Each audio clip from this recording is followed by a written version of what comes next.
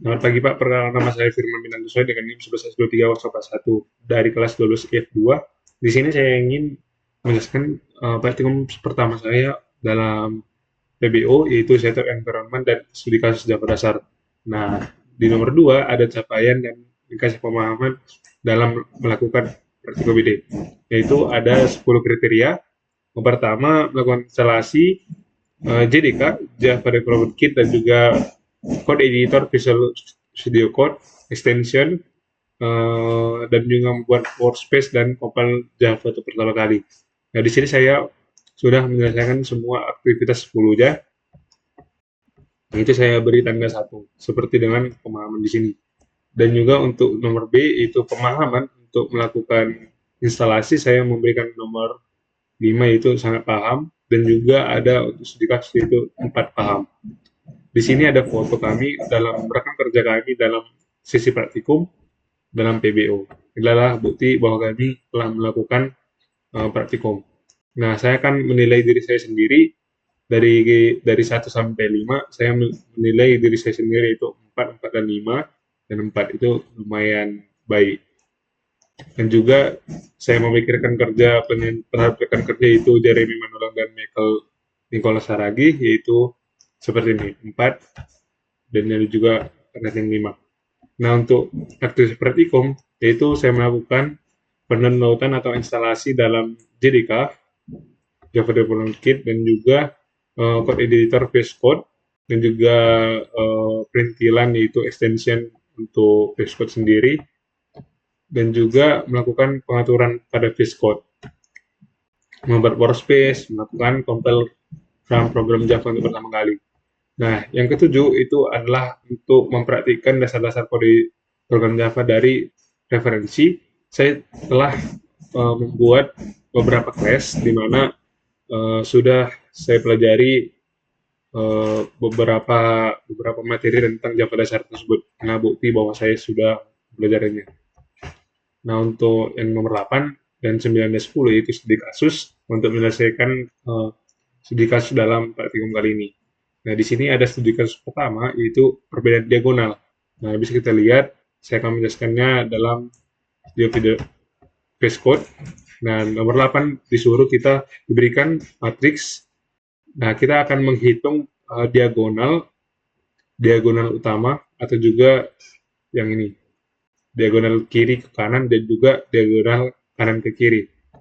Dan juga nilai absolut dari keduanya. Nanti akan diberikan inputan berapa matriksnya, nanti akan outputnya seperti ini. Coba saya akan buka VS saya. Yang untuk pertama, di sini saya ingin membuat sebuah kelas baru, itu dengan nama yang sudah ditentukan dengan ini saya.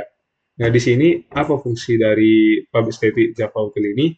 Itu akan membuat karena kita akan menginputkan sesuai dengan di modul seperti ini. Kita akan menginputkan beberapa nilai dalam terminal kita, maka kita butuhkan sebuah scanner, atau kalau di bahasa pemrograman C yaitu scanf. Nah, dalam Java itu adalah menggunakan scanner. Jadi dalam JDK yang sudah kita download tadi ada yang namanya class untuk scanner. Jadi kita butuhkan itu. Jadi kita cukup membuat objek baru, sebuah objek yang akan menggunakan sifat-sifat dari kelas Java Util ini yang disimpan di sini. Kita lihat nanti di JDK. Nah, setelah itu saya akan melakukan main function di sini. Fungsi utama atau metode utama, yaitu saya ide awalnya adalah karena kita disuruh menginputkan panjang dari matriks tersebut, berarti kita butuhkan saya akan membuat sebuah variabel panjang di sini, dan kita akan menginputkan di terminal berapa isi dari panjangnya. Nah, jika semisal kita ingin inputkan bahwa matriks itu adalah 0 kali 0, maka otomatis sistem akan ngeprint 0 gitu. Nah, jika tidak, lanjut dalam ini. Jadi saya membuat sebuah tipe baru array dual dimensi, matriks dengan nama matriks variabelnya, dengan kita akan menggunakan input di sini. Nanti ini fungsi input ini ada di bawah.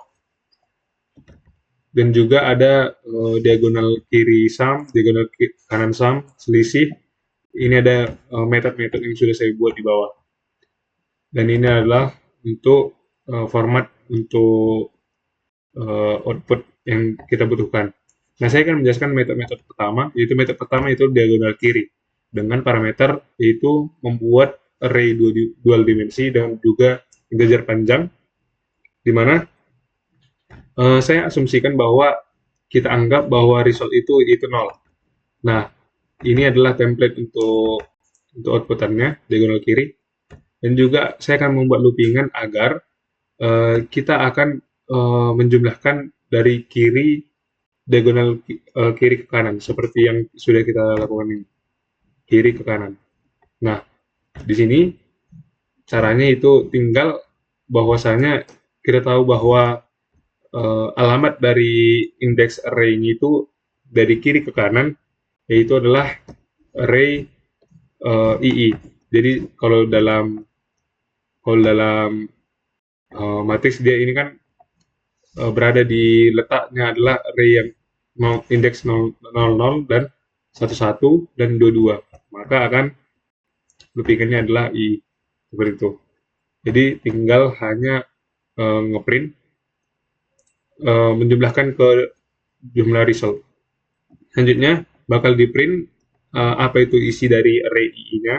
Selanjutnya jika I-nya lebih kecil dari panjang kurang 1, maka akan munculkan plus sesuai format dalam output yang diminta, seperti ini. Ini untuk plus. Oke, lanjut. Untuk metode tersebut sudah baik. Nah, selanjutnya diagonal kanan sama seperti diagonal kiri, tapi konsep yang berbeda hanya ide dari bagaimana ide dari penjumlahan array-nya. Itu karena alamat dari atau juga indeks dari code tersebut adalah seperti ini. Itu kalau bisa kita simpulkan bahwa ini adalah dari kanan ke kiri itu adalah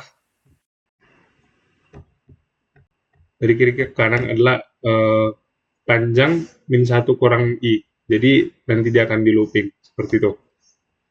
Nah, di sini karena kita membutuhkan nilai mutlak atau selisih absolut, saya membuatkan metode baru, yaitu namanya selisih absolut dengan parameter yang kita gunakan. Karena kita akan mengurangkan sebuah matriks selisihnya, maka tidak mungkin negatif. Jadi di sini saya membuat math.abs. Nah, ini adalah sebuah fungsi class di dalam JDK sendiri ada namanya untuk membuat bahwa hasil dari perhitungan kita itu nilainya absolut. Ini bisa kita lihat dari javalang.math. Oke, dan selanjutnya saya membuat inputan karena tadi kita butuh inputan. Nah, apa itu inputan? Saya membuat metode baru yang namanya input, di mana kita membutuhkan panjang matriks berapa. Nah, di sini nanti sebagai user kita akan mengetikkan angka matriks kita. Nanti otomatis dalam loopingan ini dia akan membuat bahwa looping bahwa I dan J-nya berada. Contohnya seperti ini. Jika ingin kita masukkan matriks seperti ini, maka kita akan masukkan matriks ini ke dalam matriks 00, dan ini adalah matriks 01, dan ini matriks 02. Nah, seperti itu. Jadi kita menggunakan double looping di sini. Nanti akan di-return namanya model gitu. Oke. Jadi untuk ini diagonal kiri sum kita menggunakan metode ini yang kita masukkan ke dalam variabel diagonal kiri sum. Yang ini juga kita masukkan, dan ini juga selisih absolut metodenya kita masukkan dengan parameter ini kita masukkan ke dalam variabel selisih, dan selanjutnya akan dibuat sesuai format seperti itu. Saya rasa itulah untuk studi kasus pertama. Untuk studi kasus kedua, kita disuruh untuk membuat array bilangan bulat, hitung rasio yang dalamnya jika ada positif, negatif, dan netral. Nah, tapi sebelum itu, coba kita compile terlebih dahulu SK1 kita. Apakah sesuai code yang kita jalankan sudah sesuai dengan output yang diminta. Nah, coba kita buat pertama Java class dan juga Java. Oke, coba kita masukkan matriksnya nomor 3 gitu. Nah, aku mau isi dalam matriks adalah 1, 2, 3, 4, 5, 6, 7, 8, 9. Dan kita tahu bahwa diagonal kiri 1 tambah 5 tambah 9 sesuai dengan inputan. 1 tambah 5 tambah 9 itu 15. Dan juga 3 tambah 5 tambah 7. 3 tambah 5 tambah 7, 15. Nah, selisih dari 15 kurang 15 itu 0. Coba kita buat sekali lagi. Itu kita masukkan matris 2 kali 2, yaitu adalah 4, 5, dan 3, 8 contohnya. Otomatis yang dijumlahkan adalah 4 dan 8, itu 12, dan 5 dan 3, itu 8. Nanti akan nilai absolutnya yaitu 4. Nah, selanjutnya untuk SK2 ini, karena kita disuruh tadi untuk membuat sebuah berapa sih isi dari elemen array-nya, berapa positif, berapa negatif, berapa berapa netral atau nilai nol, maka yang kita butuhkan adalah ini, ide dari pembuatannya. Nah, di sini sama juga bisa kita menggunakan import java util.scanner karena kita membutuhkan inputan itu scanner. Sudah saya jelaskan tadi kenapa ada kita buat objek baru yang namanya scanner yang menggunakan kelas scanner. Dan juga kita kita bakal membuat fungsi utama itu belajar panjang scanner next line. Jadi berapa sih panjang dari array tersebut? Contoh panjangnya 5, berarti kita buat nanti. Nah, nanti akan di looping dengan input, method input dengan parameter panjang 5 yang sudah saya jelaskan tadi. Jadi method input sama seperti sebelumnya, saya menggunakan sama seperti sebelumnya, tapi hanya perbedaannya itu loopingnya hanya satu karena ini adalah array satu dimensi seperti itu. Dan akan melakukan posisi elemen panjang array. Nanti inilah output yang diminta. Saya membuat metode tersendiri untuk itu. Nah, di sini saya membuat metode staticnya, yaitu posisi elemen namanya dengan kita butuhkan panjang array-nya berapa dan isi array-nya berapa. Isi array yang sudah kita lakukan tadi yaitu isi dari hasil dari inputan gitu. Nah, yang pertama, karena kita ingin tahu berapa positif, negatif, netral dalam sebuah array, maka kita diskusikan jumlah atau isi sebenarnya untuk pertama kali itu 0. Kenapa 0? Karena itulah default value yang bisa kita harapkan. Seperti itu. Untuk mengetahui apakah uh, dia memiliki netral, positif, negatif, berarti kita hanya tahu bahwa alamat dari indeks array tersebut apakah 0, maka netralnya bakal di postfix, itu ditambah 1 seperti itu. Jadi ketika dia 0 sama dengan 0, maka si netral, variabel netral akan dijumlah 1, jadi 0 tambah 1 seperti itu. Sama juga seperti positif dan negatif, tinggal perbedaan logiknya saja, yaitu array i besar dari 0. Selanjutnya untuk menghitung proporsinya atau karena di model diminta berapa sih proporsinya, rasionya. Nah, kita butuhkan yang nama tipe data float atau desimal ya, dengan nama variabel yang saya buat proporsi negatif, di mana nanti negatifnya bakal dibagi dengan panjang array yang kita input gitu. Semisal negatifnya adalah 5 biji dalam array tersebut, tetapi panjang array-nya 6, berarti 5 per 6 gitu. Nah, ini akan menghitung masing-masing berapa sih proporsinya. Nah, ini untuk sesuai dengan modul, yaitu outputannya bakal ada template seperti ini, positif, baru tanda siku 3 per 6 seperti itu. Jadi kita hanya mengikutinya saja. Nah, di sini kenapa ada method format desimal? Karena dalam modul sebenarnya dilakukan tanda koma biasa seperti Indonesia punya, tapi kan dalam bahasa pemrograman Java sendiri jika kita menggunakan pembagian itu akan menjadi titik seperti itu. Karena kita ingin mengirim modul, jadi kita bakal mengganti titiknya menjadi koma dengan menggunakan dot replace di sini. Itu juga ada dalam Java sendiri atau apa atau bisa disebut itu juga bawaan dari JDK-nya. Bisa dilihat dari sini dari mana akses itu diambil gitu. Dari java.lang string gitu. Baiklah, ini inputan yang saya maksud tadi untuk memasukkan nilai ke dalam array dengan loopingan. Selanjutnya, sebelum itu saya akan coba untuk membuat mengcompile program musik saya yang sudah buat. Oke, Java. Coba kita masukkan panjang array-nya adalah 6 biji. Jadi kita masukkan nilai 1, contoh min 2, 0, 0, min 3, 9, 6, 9, min 7 mungkin, atau 0 lagi, atau apa lagi ya, 6. Oh, sorry, saya salah memasukkan Java-nya. Coba clear. Ctrl Z. Oke, kita clear dulu. Clear.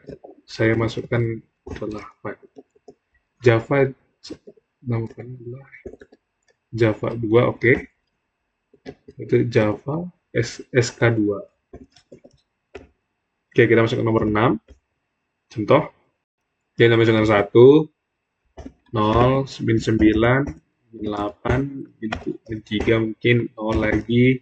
Nah, karena dalam array ini, 6 biji array ini, bahwasanya hanya ada satu nih positif, jadi 1/6, maka hasilnya akan 0,17 dan 0-nya ada 2, jadi 2/6 gitu proporsinya, 0,33. Jadi program saya sudah benar seperti itu. Nah, selanjutnya untuk SK ketiga itu diminta adalah dalam modul, yaitu kita ingin bagaimana cara untuk dalam array tersebut kita memperoleh nilai penjumlahan positif dan negatif. Nilai penjumlahan minimal dan maksimal. Jadi, saya menggunakan ide dari pekerjaan tersebut, yaitu saya akan menjumlahkan semua array-nya. Nanti kita bakal cari nilai minimalnya berapa, nilai maksimalnya berapa. Untuk memperoleh nilai minimal, berarti kita tidak butuh yaitu nilai maksimal. Jadi, penjumlahannya bakal dikurang dengan nilai maksimal, yaitu 5 contohnya. Nah, kalau untuk mencari nilai max, berarti nilai minimal itu nggak butuh. Jadi kita bakal totalnya kita kurangi dengan nilai minimal. Nah, ini adalah contoh dari atau codingan saya yang saya buat dari ide tersebut. Pertama ini untuk scanner, untuk seperti yang sudah saya jelaskan, dan juga bakal kita buat fungsi main, yaitu saya karena di modul dibilang bahwa panjang array-nya adalah tentunya 5, maka saya buat saja integer panjang 5. Dan juga kita butuhkan sebuah inputan, sebuah array isinya, yaitu menggunakan input juga dengan berapa panjangnya 5 gitu. Jadi metode si input saya gunakan lagi dalam studi kasus ketiga. Jadi sama karena untuk memasukkan nilai dalam array-nya masing-masing indeks. Dan min-max saya menggunakan metode min-max dengan dua parameter, yaitu panjang dan array. Jadi kita butuh untuk menyelesaikan code tersebut itu panjang array-nya berapa dan isi array-nya apa. Nah, di sini saya membuat metodenya. Itu namanya min-max. Saya butuhkan ini juga tadi parameternya. Nah, untuk karena idenya adalah menjumlahkan seluruh array, maka kita inisiasikan bahwa total semua array itu adalah 0 di value-nya. Nanti seiring berjalannya waktu, seiring menjumlahkannya bakal dijumlahkan ke dalam total sum ini. Jadi untuk menjumlahkan array, kita butuhkan sebuah loopingan di mana indeks yang mulai dari 0 dan panjang array-nya berapa. Nanti total sumnya bakal isi dari array ini, array yang sudah kita masukkan tadi, bakal dijumlahkan ke isi total sumnya. Nanti sampai loopingnya berakhir. Dan juga untuk mengetahui mana itu integer maksimal, mana itu yang maksimal, mana yang minimal dalam sebuah array, kita anggap saja bahwa nilai maksimal dan minimal dalam sebuah array itu adalah dalam indeks 0 atau dalam alamat 0, sehingga nanti 0 dibandingkan dengan sebelahnya gitu, dengan indeks 1, indeks 2 dan selanjutnya. Nah, boleh kan all same. Nah, ada kasus jika kalau kita isikan array tersebut yaitu elemen dari array-nya itu sama. Contohnya 1, 1, 1, 1, maka kita tidak ada yang namanya eh, nilai maksimal dan minimal. Jadi kita buat khusus ini. Nah, untuk itu saya membuat loopingan di sini untuk mengetahui apakah mana max yang mana minimalnya dalam array tersebut, karena kita harus bandingkan. Jadi jika array i dari loopingan itu i tidak sama dengan array 0 dari indeks ke 0, maka all same-nya false. Kenapa seperti itu? Semisal array ke i atau array dari indeks 1 dan array tidak 0 itu adalah sama, maka otomatis kalau dilanjut lagi sama juga, maka otomatis semua array-nya sama. Seperti yang saya sudah katakan 1, 1, 1. Nah, semisal beda contohnya indeks ke 0 itu 0 dan indeks pertama itu 1, maka sudah tentu bahwa array itu tidak pasti mempunyai maksimal dan minimal. Seperti itu. Dan di sini kita hanya menggunakan logik sederhana, yaitu array i lebih besar dari sama dengan max dan array i lebih besar dari max untuk mencari nilai min, yang diupdate nanti seiring dari loopingannya, karena untuk pengecekan. Nah, min sum dan max sum itu saya sudah katakan bahwa idenya adalah untuk mencari nilai minimal, bahwa semua panjang array-nya kita jumlahin dikurang dengan isi maksimalnya, seperti itu, maka akan dimasukkan ke min sum. Nah, selanjutnya jika all same-nya itu sama, sebenarnya 1, 1, 1, 1 sampai 5 kali, karena kita hanya butuh 4 buah penjumlahan, maka hanya kita butuhkan adalah array indeks ke 0, 1, 2, dan 3. Itu yang kita butuhkan. Dan min sum-nya ada gitu. Oke. Else kalau tidak sama semua, maka akan melakukan code minimal dan maksimal. Dengan minimal, kita anggap bahwa first min-nya itu true. Jadi, kita buat loopingan di sini untuk menampilkan hasil min sesuai format, yaitu jika array-nya tidak maksimal, maka akan melakukan program ini. Seperti itu. Jadi, array KI, kalau array KI itu nggak maksimal, maka lanjut ke sini. Lanjut ke loopingan ini. Tapi kalau dia first min, dia akan mengeksekusi tambah. Karena ini true, pada awalnya contoh 1, 2, 3, 4, 5 isi array kita.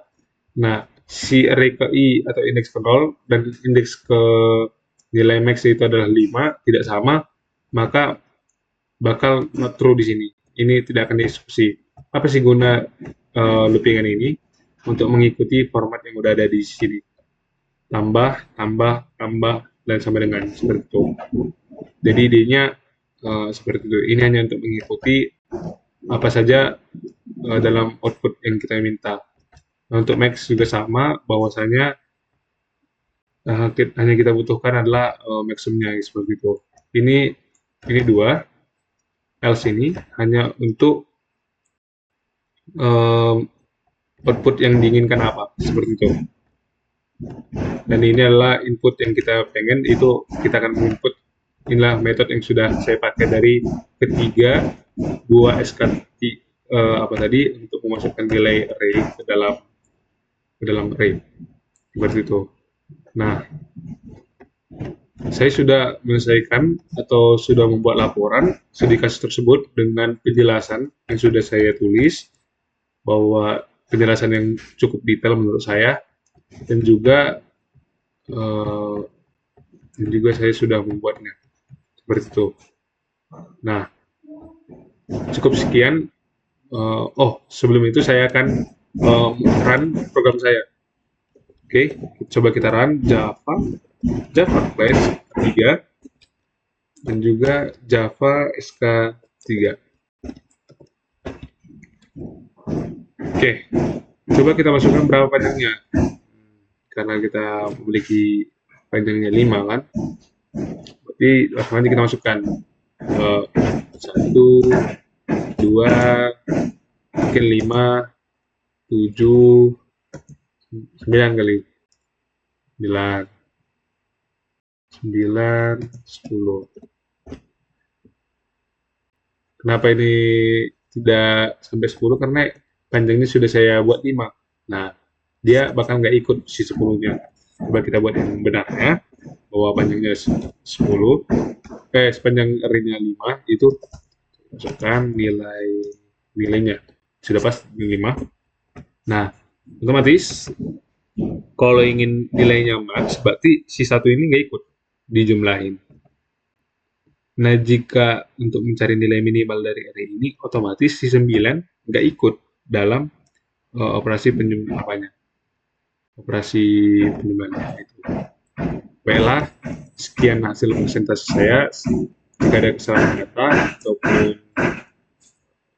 ataupun kekurangan dalam penjelasan saya, mohon dimaafkan. Terima kasih.